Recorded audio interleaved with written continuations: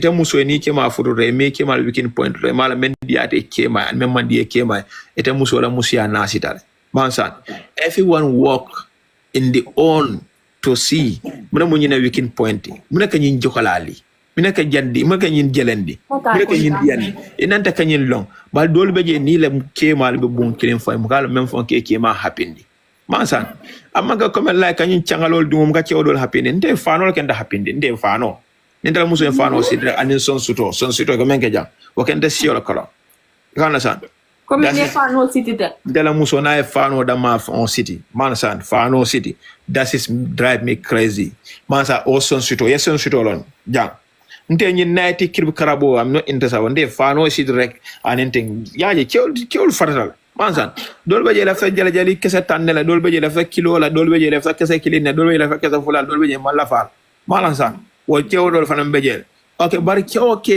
tenan talo ne ko mune fanan diatante la musoy man san nde mune diatante la musoy e defan nan to lonna man san o ndela muso ho ngem pareta yala ko diana muso en okay e yala ni ngem kete yala ko diana muso yala ni ngem nay voice bondi tenga ka diana yala ni ngem music play ngam muso so ta fese muso fanan jokalali man san music play yela box up dunde na diare fo e balakan sen jokan sen fo music play ye do yela muso nyaati la camera to de ada fo ye ju fa nya kamala so manda na wala rabe sino ye wulu kuke la rankan man san ni wulda kuke la rankan it is surprise everything be fen kere budun kay yana lo budun kay yana yela freestyle la den kile nul be la boy balol be sekla balol be jijala man san this world is good man san muso do ko la fi nyina bare kewdol be je mi gena musol fon happindino mi gena musol fon jelendino man san ni aje te jelta musol fe wala ko wadi musol le ko be do ko bela on muso mi ga jelendino wa fana masi boldi man san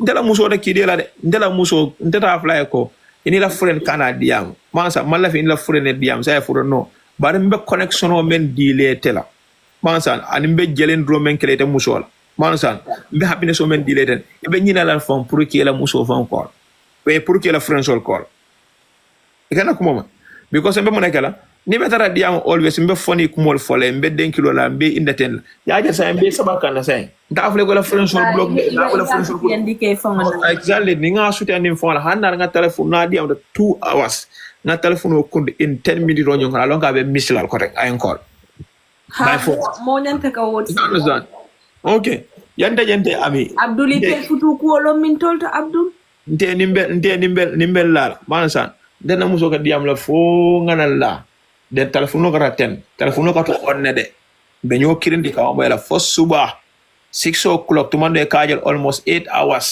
call ki mo be on mo para bu ka Dakar kula ko be ñoo kirindi kan mo yo sino ka kirindi la mansan okay okay so ya jelo dol bi connection because wala ne English man say but nga angale fa jamba English man say long distance relationship is all about the communication and connection. Even there are no word to share, just keep silence. The emotional way. That's it. Boy, bola ngata Angleterre. Bi de correct na de Angleterre. Adam baro karandil. Ele faj. Yalla jamol ma ñina lo mansan. E ka mol jele ni la musole ka diame ko be da ko ne. So sai e ka de fay ko ba hanna better daring. O better relationship ñin dol. Koma le mu baylo bula tengal be tara de al be derim fango mansan o be dal di won hanal kan yoni je kamala moy mansan hana be ku yari a better ya kanu feeling nati oh my god mansan kabirim bila dal kalo kede because dol be je nonte ha na muso akil never living aya ha te man lala o tenite no fon bente jana man kala na baliati de nyimu fende mi alonga kanu jibonne ha ko nal kanyo ni ji kan mo tenting ha kanu jibonna connection do wul because so wanda nal wul tala tol ni fende ko wul ko tege fresh boy me kanu konol de ni kanu mo de sio kolon 2025 ata kolon na ko tege way samande wala ni mel man futu ka ko am enjoy my single life ndeke jube na nga fa ko very sad e man fenne enjoy bakilo la ko da ba enjoy kan iba sora jaw man fenne enjoy billahi wallahi tallahi Yeah, will you see you wake up it alone, sleeping alone, do everything alone? You say you are happy about that? No, you're just faking yourself. Can't be avoided. Kani alkana. Bari même fanan kumada ja. Même fanan kumada ja ami. Huh? Ne sister solo. E bundari ele ninkewle futu. Kewlu. Ta ninkewle saya ka bunda sama nan kewle karo. Kewal fona nyanta kabu kewal jamal bije wolle bunda soron. Imuga hanyele. Iba it kewo ni telata ke tam kewoti yela place fay mo na silala. Okay, thank you. Yalla ndeni kewle ndeni mo kewle fatata. Bala kewo dol be ni ma nyukol bulo kono welta sotala. Ha? Gola ne ka nyuga. Comme ni mo muso mo te ya nyuke bulte. Comme la nun tom baba no nanol kano kameng. Comme ya fo kari lafta ka dilal. Lafta kari la banda imaje mo kay ka jelen nol ka na de ba pare folo. Woto mo dave diare si.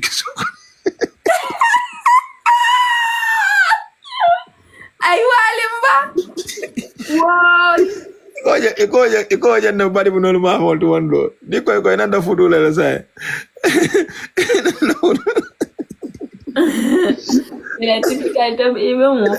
Inanda fudu la say. Ya nante be bari no di mo dilele ba Aisha. Ya nante Maria woni dilele ba.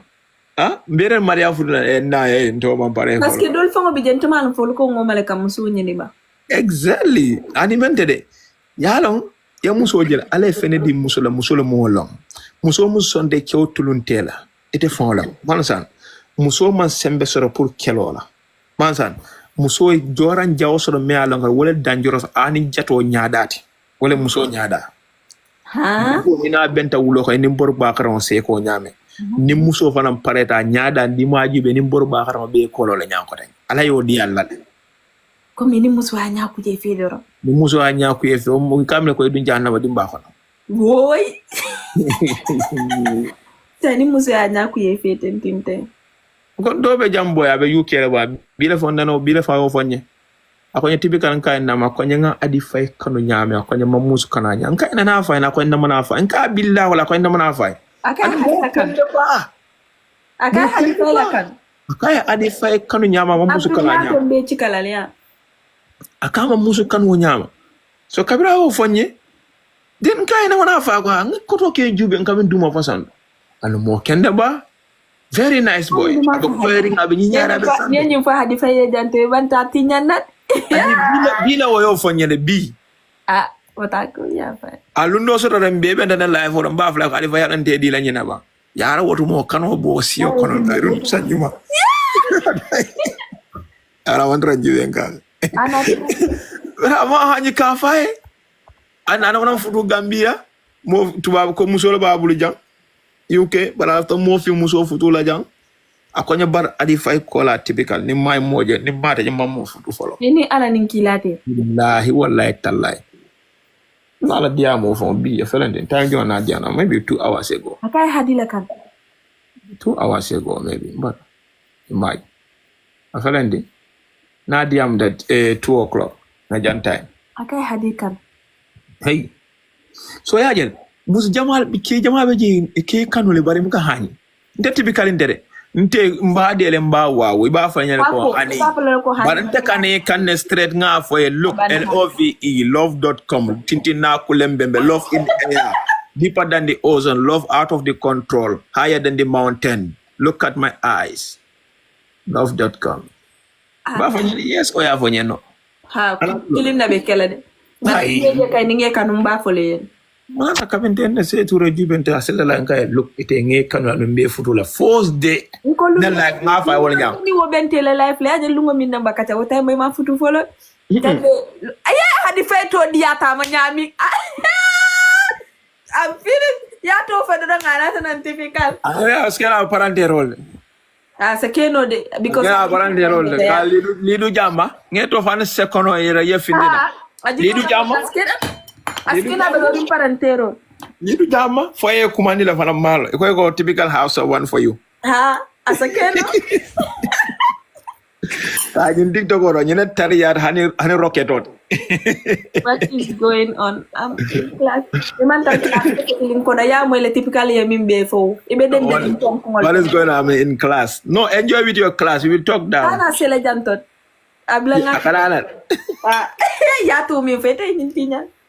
Sai men na tambe class la mina veki. Ya moy le de ta. ani bay Ya moy. ali bay ngombe kolla dumale bar mole Typical. ako namete sota da fudula ke ata musu kilim Aya moy le da be sirindo adi fe ya man son kadunde. Ayele ko mo be la moy anata fongo du kabire ka ko nin ka lafta. Typical mina kata. Typical ye fenna fon koma voyan koma kuma. me koma de Ko nyaa. nga sai koma be bunya kan mole be jang mole be jako e kana ko mo ako ayetele kanu ite kola wa musu kanu gamle sansan kono bansan barana wana foye bila fonyi anu mole mi alo nga mitle personal in UK bansan anu mo kendo la mati andum mole mi alo is so educated abala do kola I have respect I have bunya bansan ay hormo soro andum amam musu futu Gambia nak bar tuba muso babul gay jele UK le bari aka ite kola ma musu kanu ngay foy ma fay ba ko nyam ma fay ngay okay den mbela ko mo futande la man annu nyimu tulet mi alonga ali fay ni ko ita fudo la ñoy kay billahi wala ndef mo bi sama la ñaka ka nge doku yeta futu way akal ñaka bal ko hadi be dami wa ya ko reject 500 man do reject 500 man ko ita be dami be pare ko kewoni ita me tala e kanu te biela be mbize mo da tof la ya mera akono mawa mbatuna akono mawa malla fi alon ko me telefon ya mo ama ngan assignment over na wala nambe ndunta TikTok love.com is love foka pare ko ke woni man gitu ke woni na typical yang fula faide so tonya albenna ko wala foka non jangal wallahi billahi tala nga fodo re dun tan na jan ala ndako ya bunda dai tulo be ya mo kani kater si be nyaade alka anta be mute la malaga kam fa matna mute boy alga moy sa mbe moy kan ndi wala na da fanyam appareil dala okay sai ke mute wa be pare na ko ne chodol be jang ika muso kanule kanobe dolu sasa kan jantu bawdu sansan kon janne maka fono kanobe dolu fala janne ta fono man san bar comment like fonse nyo makoy nga silo itan di nyolo man san al ne sistal fana inanda pour ye soft man san pour ye soft indoko high amia fly to with me Silla Alibaba ko ako I will have to fight with you. Silla mino. Yeah, Silla Alibaba. Silla Alibaba fana ya ayo kada fana mbulo kono la ada fana sida jana 10 good years amam futuno tabara gambe ya nyukara fana mbulle ya di imagine ya nyukara fana mbulle na fongole nyinja ya kanu mbulo to ya nyukara fana mbulle afongole ya ja ya kanu afongole ko bari wala sila man kesi no ka nyu ga bol sila man kesi nonsense pour mon itide ngon dara nonsense pour mon itide hadi fay kesi hadi fa ngoy dara de kan mo so fula nyande da men na sila man kesi rono Malam kamu sebulan jangan. Hadi fay dingal ko so hadi fay nda futulan tele dingol yolo fade anga dingol ko kanya nda futulan tele Nimbaka amekolle malan jamalo ni. Who are? Adingol yang ngani ende. Boy, typical. Adingol ya hadi fay ngani yantele no. Typical yang komande do may no. Yeah. Nganta diam lan. Seriously. Ini lain bakoton bora kon de jam. Ajala. Ngo yang kumande duma. Bora ñiñate borati nak. No, tela bora ni ate bora. Ah, Ngo, Bora alto nyako ne na bora. Ami diam. Naya ni ita ni nyata sila tamu No, sunna. nengka muno ne banto nyata nya. Hani ita tamu Tamu sunna. ba ko don borati. Tandun tamu fenko. Ndeta sexy tane. Ha, ita tamu fenko. Bara ale. Sexy wala No, ani se mantini. No. Itu di Mariata bakele, no? Manti ni bel ko. No. Bye bye, love you all. Ami. Ko ita ta. When Ita ina mo Itu kali yang kumande duma de. ibatu isilla ita Boy ta ni gira yan high phone boy. Alam no ko ita ito Adi ba ita call la yama. Ha. Ngala Manti- travel Ngal bora ni ada typical bora. call la okay. Ha mo ni nya fun. Ngal bora ni Okay, ada typical bora. Ami, thank you so Bye, much. bye. Bye bye. Okay. Typical kumande de. Ita tamu fenkolti sunnata tipika tamu fenketati takilin no lawo. Barbora be no sunnoleti. Go for Silla. Jonga nyimfo. Ah, okay, ngata sunnata ninto. Sunnata ni wala nice. Abaraka bage mam kausa abaraka. Ye wala mtu binati. Bara ala bilo. Momen kat la wele na faye wo be deringa. Ya yalo min keta hadila kabiri ya modo la kala fta hadila biri wo keta de adi fa na me karam bol. Wala ya. Barhadi ada nga fege kambandin dole je atodu kasamas kambandin dole je wo kambandin ay appreciate bake de nyanda fero mu me dekla yo kambandin contact ngala video ja ay duwa même gute ana ay appreciation no même ko malo nyaadi dom de barwe appreciate le de ada fay do mu na ami te mi be kenelel de akata jana diamu muna namba tele tanu mi be kella fa mo len ni matam moy ni tikko ko kono la namuna ke nta ko fole yen mo ke Silambe kle so muna ke bola fola nyako ni mo nya interrupt. wala Ami day nga diya mo falo. Sila nga kende mo ninjele. Nga boyo ninjele day san. Dem bola pa mo atin na ngaji. Ngaji la pa nga Ndanya ya la profile wala je. Yeah. Ha, yalla do No, do kaya ke hindi. jele rek ndaysan ila ko di natural. No, wala kaya wala ko. Kada ko kita wala. Mandarino, I miss you. Alam ba dum falo manda No, manda okay, ko we tero mo. muta bare muso fangol. Mbado ni manda na di am la Mandarino manda. londe. Ndokering ya bulo Ana bula to le. mun namolti. No, manda mam problema sodot. Manda mam problema sodot. Ndokering amam problema sodot. I mean, e ka ya bulo No, bula la ko ra. aya bulo bula le sa am kan kumande. Ah, ngabe ne ka fala ke takke metoti. Ba man ke metoti. Astaghfirullah. Astaghfirullah. Manda mun na dinde wala no ya da bula kebe tol ko meta no male ma fala abe da men nga je non. No sila ntata Gambia le ya. Nta kolle no mandarino ko do nanga momin kinya Gambia. Nga kolle tulunga ko no kay mandarino ko do kinya. Kan hanu le fala wala fala sang nga manda lo bati la hanu ma o kacha. No, I am not holiday over at the end of Ano nga kanina fonko kanina platform kan nene ya fo jele manda nene se watan dara ko la 200 euro tata dinna 200 euro.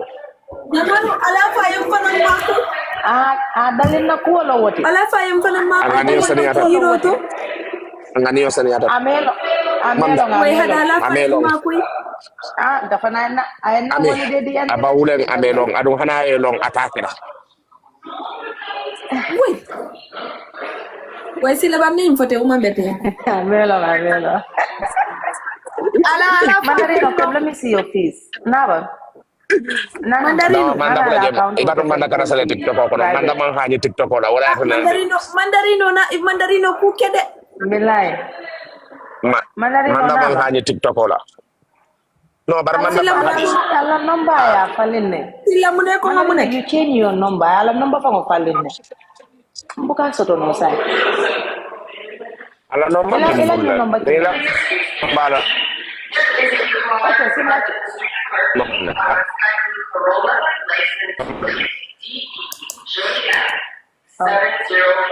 Okay, oh my God.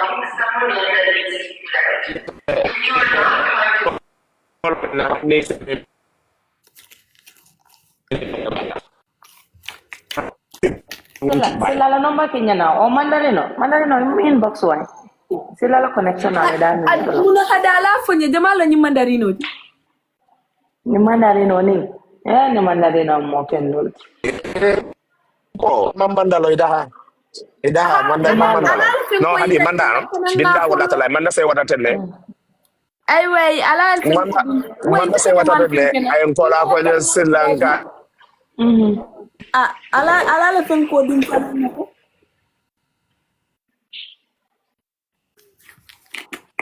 Abi wala de. Ya for de fa man ke for. Ntani ni na man ke friend man ni lam fa. Oh boy. Yodi. Na man ke friend. Aku mau ba. Oto malo. Anin tol mo friend net. Manda mun na dinne wala ni malo kenge imalo. It's okay. Mo mun ta fa na friend net.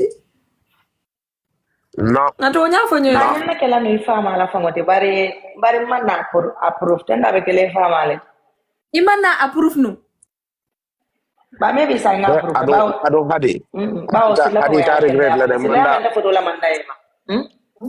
Manda de ni koy futula inte balana fanata balanda. Ni koy futula de wallahi inte balana. Mbara ne be bu tendo. Mo banda furu woki. O to kuro Janen typical ba sa bala woto. mandarino. No, yalo. Ani typical la be nyo sa bala. Janen typical bala. Yalo manda ngani yo manjaw ya kiling.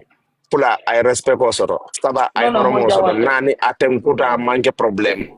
Motino. Ha? Nga melo moto nga wala fo. Nga melo moto nga wala fo de. Nga melo moto nga wala fo. Mutam pambara wala. No mo kendo la. Akam tata kam ya polisi ta problem o fighta kela problem o solve le mo ma kala mut. Ha, ada mo. Ani beji di karo Dim problemo be bulante ko lay dela. Dim problemo be bulante ko lay dela. Problemo resolve another part. Antu ko ma ni be ma ente lafta kalo ne foni problem o be bulte ni a polisi pet. Aka solve le ba mo bu ka kala mut ente lafta ko wala lo. No, mandangane. Balname lo. Ole saliata drone. Dita nae ya rainga. Ngani ole saliata drone. Ala le ya. Kami na me lon tani message o ki abu ke jabi. Na hani te ni message o ke ate jabi because I me lo. Abe jabi lo. Na abe jabi. Mandarino. Jabi tano hadi fay dingolom. Ade fay. Tamen ni fongolo. Ade fay idingo kelo ben na te. Ale madana mo class. Silla mun kela le ben ni tema.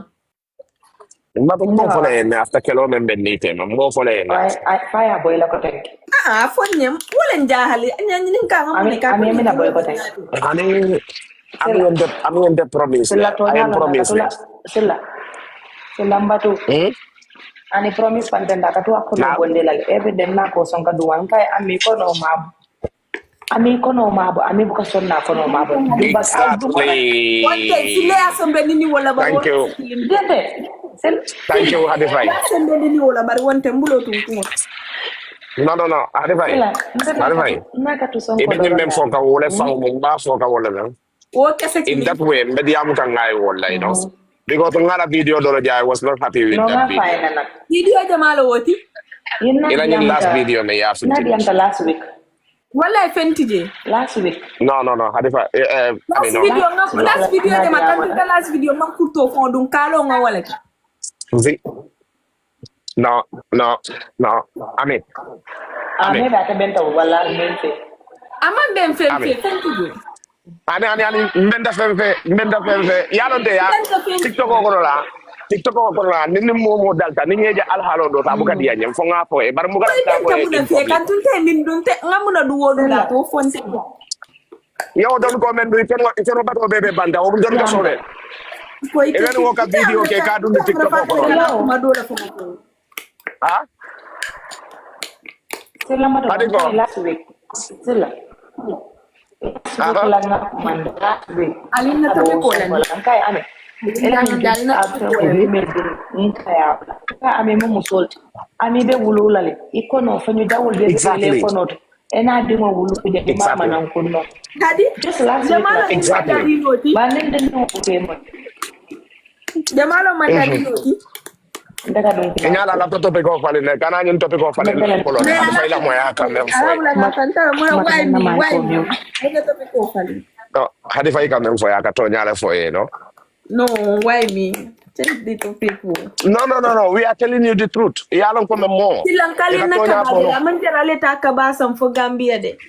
Amin la hande fo ngam ko Ame matanga nen tande. Mbe kabala wati kan kale na kabate. Ame janjite. Ade bay. Adi muno min. Ame janjibe. Atale be class bu rol. Wala mi la kambano. Fana kala ka bo jinna ya ka be juwe kan. Subhanallah. Akara ka bo mun den juwe la den dongo juwe kan. Ada fa kurwo kina. Ade. Ada fa kurwo ki. Iya ame karande bate dindi ya baba no. Abata gine ya no. Silla. Hadi jine no lo. Bara mandika ka mo. Na mama ina ka fula ka holo. Woto ina futu ba wi ba dingolo. Dara Gambia modo e londe slogan soputa. Ngabra soputa lo modo e londe slogan. Akonye tele ni amikole ka life ke nka yes nka internet ka life. Akonye nke jube ba kala akonye amikole akonye ngalo na akonye mentente la nyi konyo to janne. Akonye bari amikole wotu ba be Gambia jawar ma ke ibadule. Mo man ninka kamba. Nka en ka dum diam ta en. Juro wallahi ndara fenge ndara sukuta. So ndara mole yaje after ngana moto park slogan bitiki bundara. Ngatra musu dolel beje kanyim fonkol wafje domoro wafje. La ko kanta ko mandi amikole la jamale o foyte. Musu dole ya ko nyam billahi sukuta. Ha? Wallahi. Akonye dira inde doron jita moto kono akonye waya akonye silalan. Ngai sila akonye ndeke follow la akonye la fano lo munde. Akonye ni amikole ka life kala akonye wato do lo tanjele. Akonye amikole ko akonye ka kuruta ndela nyi ponyo to jana akonye adunya bakala din kende ba akonye ka be jawat na ke murale no. Yeah, yara fandu. Aka amikole tolon. Ako. Ntade amikole to momondi wolo marienta lomba kelawo. Ayola fat akole amikole aman tu potel la ka bara akole amikole. Antu wala mun toti? Na se hobe duma se faba. Inimbara. Ami mola ka fo ko yata malon jumalo mo ino. Abdul ko yata. Abdul ate man problème sodo nak na UK malan do be yari ngaay O bala ñu futu ko min tote. Moy lo. Abdul ya ku ñoma la ba. Abdul wakuma ke tel deg poy tel mala musoti no. Aninta kay nanta mala buro dalti wo. Ni men gaay koy mu na bro data bu ko na talo de ak la boko tan na talo de. Abdul le dahata. Ani bari ñu ndonga kaka na futu le sobe. Ha, na sila nata telefon lefta ko lo foje ko kana futu. Ala munyi muso fana kana nene musu jamale Abdul nene sing slash yani ni nan temade. No bara ko ñu ndongo kaka na futu nga muso fon son tele sila mu. Est-ce que Abdul Famanda Africa bam because ngala natal doja kam to Hey, amanta hani janni jaba UK. Kana fa amanta hani janni jande ite wolo. Amanta hani janni janda ba UK lewo. Yodi? Wallahi, amanta dlat. Okay. Kaba yo boni min don. Nka kaba wa foke modolo kana fe nan sonke wa. Ike wa min dole. Naja? Ala jam min do. Oh. Belgium ja. Okay. Dol tinyan nang. Barante ba kala tiba bo la polti na da fa fra ya wat men wotu mo le ko do jol. Andum kaba kutol la fa mi te mbanga ne fe na yejugo. Mo nanda hanin de la sata woto kabate banna woto. Mfate ya kabal.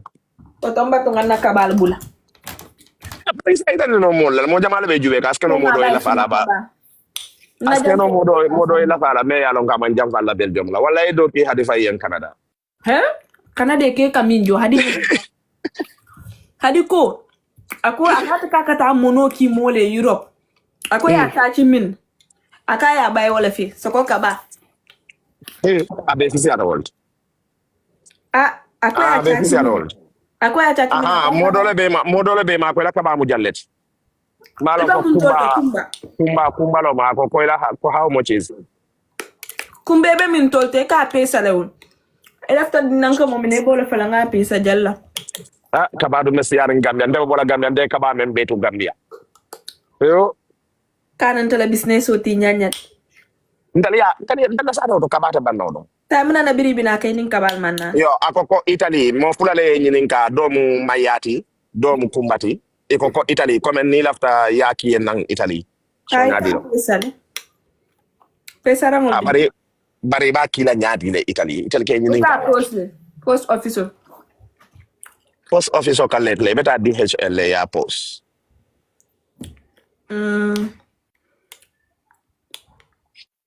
Bani dara post to woka hadi fay be karango men na karango beta ta computer lesson. Yalla nyadi. De wala ende ma koy je hadi fay be karango.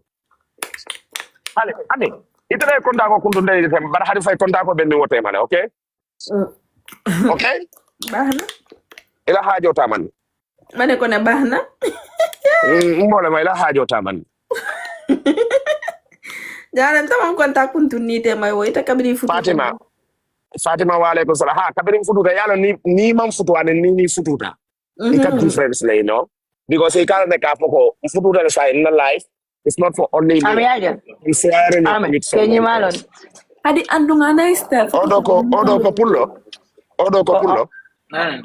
Ay fado mi o moyidi haldo de ma fad.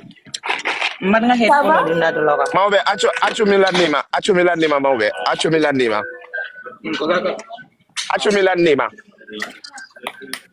Anka ne do ka pullo. Ada nan. Mimi. Ka ne do ka pullo. Allo. Nanu to. Mimi. Wadu to nda. Ka ne do ka pullo. Aha koto. Anka ne do ka pullo. Anana nan ne? Adu mi. Suko. Ajo nan. Suko iPod ononata. Elafta ngalong ko fula kan wo. Ya mo ele wala. Anana international lonti. Ma fe man ka fun ko de. Bari na ka ko gemo. Anka pullo ko dumi. Anka o ko pullo. Man ka anka. Ami dukariti di man fello. Ake sella dia makabe moy gan. Mimi ka pullo ka neddo. Afene. Sawoni pulle ko ona neddo ko de. Odo ko bidda. Odo ko mawbe. Ko sehila. Mawbe ta sanzani lan dun kadi. Ça va? Sehila. Ça va, Ango? Frère. Tu vas bien toi? Ah. Oui, ça va. Tu es mari de mon maman? Ah? Non, ma maman, c'est pas mon maman. Ma for Monday. Il faut bon. Ma for Monday. Pourquoi tu es mari de ma maman? Joseph. Tu es mari de ma maman? What are we doing in English class? No. Joseph, what are we doing in English class today? Tu voulais pas Sa maman est tema. Sa maman est tema. Ala ngono memo. Me mal mi hollu ma sagata. Konda molando ma si Maria. Non, j'ai pas marié d'abord. Mbimmo ka payko. Pourquoi pas? Mimi, c'est que adifai o yidima. No mi damo de ko payko. Iko ala. Ko suka. Conséquence. Iko ala. Awa jonna mo. Ya. E bata ta ko payko ala. Ada mo yidi. Pa mo jogi mo ni mo. Ala wala mund. Ma burse. Payko. Ada yidi mo. Mena mari mu. Halu tawa sida yidi mo yidi wala. Adi fay ko No, minti. an sa idi rek hala na mi da mi bin nandu doy makko. Pada ko? Bye Dauda. Ako pombe sola itel laban kay ko. Pala tela ko because nte ko ko mutkew be bulle. Kay ko no na dara la fitela kay. Mola bi ni min kamulia. Matna diam na. Kami ngamulun tanyo sa I sent you email yesterday, you see? No? ngamulun tanyo sa talaga. Yeah, tomorrow I have an appointment. Adivai, iba mangera computer course la. Computer course is important. Binta be na fa kono Italy da computer course la yati na ba na fa kono. Ami wo yala tampo kele fa batata handlum kile amne ma fan desktop fan ka ko mbato da computer course la, you know. Jamale C'est la betiata. Jamale o foi. Abede ada computer course ni okay. Tenga no Okay. pimbulol filenti sabuka kukeno sile kafu nyeje jadi. Okay. Taki bodo bala ngaju be. Arrête. Computer tembulu janton ka class to general school. Ni mandahan. Ntebe general class le kan jamba il faut ce computer class. Ok, General d'accord. ni la general kela. By ni la taka do. Tu fais quoi? Ex-soignante. Ni la taka do ko ke lo ka. Étudiante de quoi? Ex-soignante. En soignant? Ex-soignante. Non, soignant. Quel soignant? Soignant. Mais attends, Oui, t'es en train de parler français avec quelqu'un. T'es en train de parler français avec quelqu'un qui parle très bien français. Oui. C'est ça que je voulais faire. C'est ça que tu veux faire? Oui, mais avec les grandes personnes, avec les personnes âgées. Avec les personnes âgées. Avec les personnes âgées? Personnes âgées. Si l'état comme on a fait. Personnes âgées. Personne âgée. Tout le Belgium de beaucoup de personnes âgées. Et alors, on a Belgium en Switzerland, on a beaucoup de français. Ça a été bien misunderstanding kan. Ten beaucoup. L'affaire français fo. Âgé ni on peut donc understand là. Mbatu, l'affaire authentic French language fo. C'est là né. Mbatu sa ngal bulan. Ngana class follow ban kan na English class la attention. Aha, imagine ngamen ça fait ni mari fana yolo ça fait être soignant. Okay. Sonya kayama. Ani ya fo nyaadi la fo mangam. Ka pronounce no et soignant. Doka fo nyam ne ka prononcer. Il faut prononcer parce que le français c'est pas difficile. C'est pour personnes âgées. Non, personnes âgées.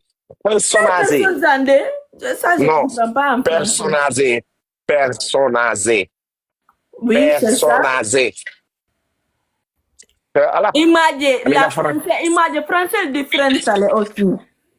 Ngalon français Belgique, le français suisse. Tu peux pas dire je vais parler comme les langues suisses. Non, c'est pas la même chose. Mais attends, combien de temps tu as? Attends, je vais juste demander. Attends, je vais juste te poser une question. Mais pas comme. Ça fait combien de temps tu vis là-bas en Belgique? Presque 3 ans, même 3 ans. Presque 3 ans. Oui. 3 ans, tu as appris quoi en français?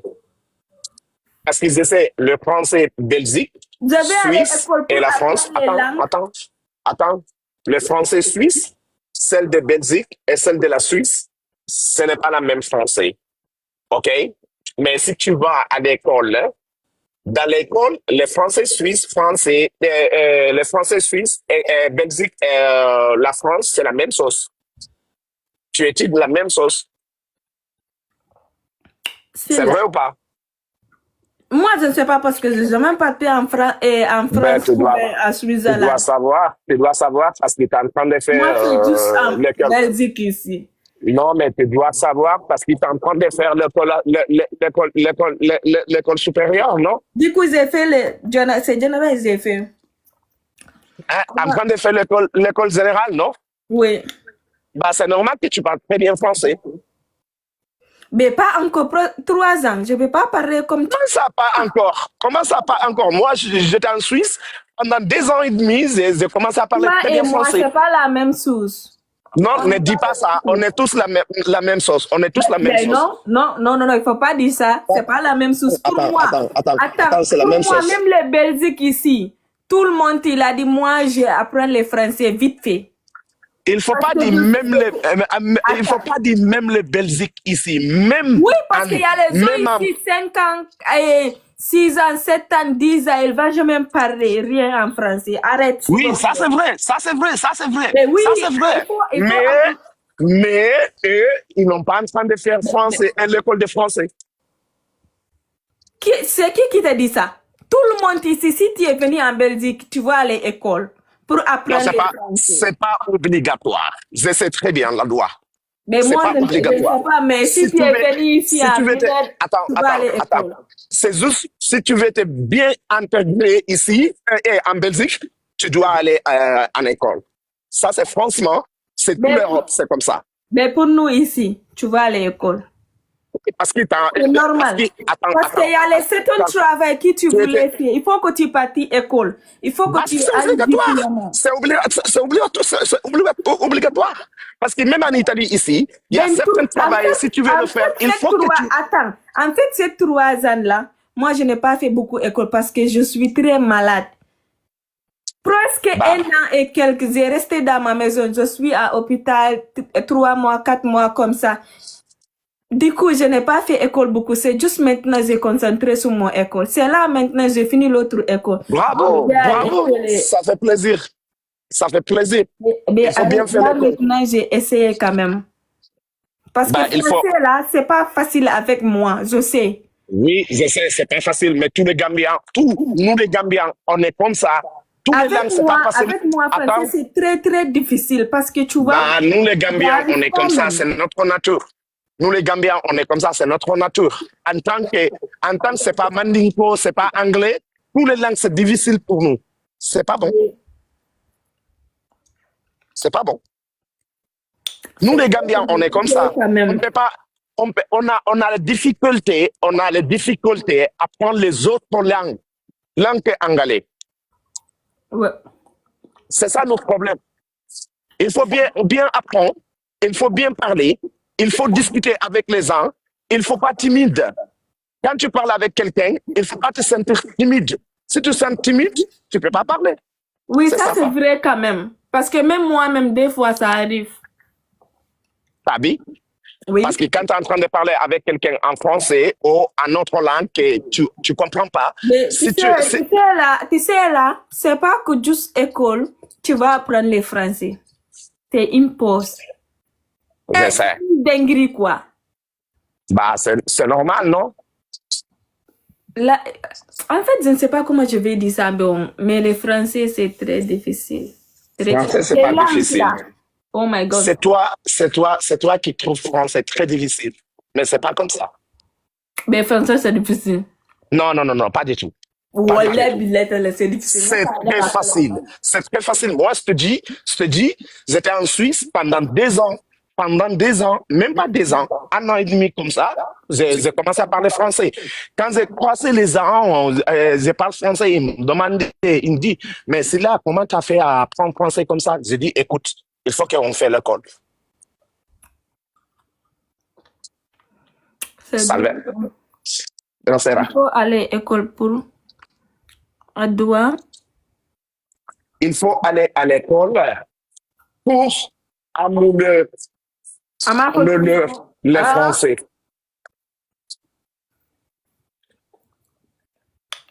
C'est normal. Il y a trop... Ah, ok, oui, ça c'est vrai. Ça c'est vrai. Ça c'est vrai. Je suis d'accord avec toi. Avec toi. D'accord. Ini marah. Semua le ya. Eka wana salon. Français c'est difficile. Ela odi ata nyamba ke ku kilin ken koni ken. Jumal kata salon. Nanun do ku lale no. Ima wo mari long ami. Massa. Ima wo mari long. Yani mbolon. Hani malo. Yale ne ma nyinje fam. To nyalo. Ba salila balo mati no. Mashallah. Wala yala ko dia ninne. On dit qu'on est monsé la cour na dunia dal ki ame ka se de yala. Je ne mo se dia men na dunia ki ame ka se dia la so ngate dia wala. Na salila do fana zele. Na salila do fana vele dinde. Salila do ko ran Gambia be la salaba. Arigo, fo problème wala bante may mana jube fa. Ah, Jamal fam wot. Makamba. Ma wolo. Ite ma makamba tole ba, ite ma makamba tole ba lo. Na malo. Ah? Tane akamelo. Maybe fana malo. Ami. Nta manilo. Ikale makamba lo katan mo bela. Wala sila manilo. Seriously? Ah, ok. Quelqu'un a pris le bas, il a dit que tu dois aller à l'école pour prouver ton français.